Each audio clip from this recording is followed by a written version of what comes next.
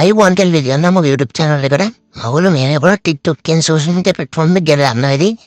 හැබැයි ඔයගොල්ලෝ මෙන්න මේ පොඩි trick එක තාම use කරලා නැතුව ඇති. ඉතින් අයිබෝන් මොකද්ද මේ trick එක කියන්නේ? මොන්නේ ඔයා TikTok app එක open කරගන්න. ඒකේ search bar එකේ මේ විදිහට dot එකක් type කරලා set කරන්න. ඊට පස්සේ ඔයා මේ වෙනකොට බලපු videos වල history එක එතනින් මොකද බලන්න බලන්න. අපි ගොඩක් කියලා දාන්නේ මේ TikTok එකේ අපිට වැදගත් වෙන වීඩියෝ වලට අපි like එකක් දානවා. ඊට පස්සේ අපිට like කියන tab එකකින් ඒක බලන්න පුළුවන්. එහෙම නැත්නම් අපිට පුළුවන් repost කරන්න. ඉතින් repost කරාට පස්සේ අපි repost කියන tab එකෙන් බලන්න පුළුවන්.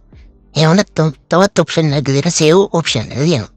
අපිට save දාලා තියාගන්නත් පුළුවන්. එහෙම නැත්නම් අපිට download කරන්නත් පුළුවන්. ගොඩක් කියලා අපිට download කරන්න බැරි videos අපි කරන්නේ එක්ක repost කරනවා. එහෙම නැත්නම් අපිට පුළුවන් ඒකට like එකක් දාලා like කියන tab එක බලන්න.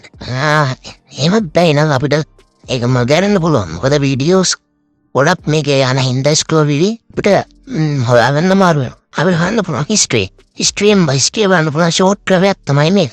search කරන tab එකට ගිහිල්ලා මේ dot එක type කරලා search කරන්න. ඔයාගේ history වලට බලන්න පුළුවන්.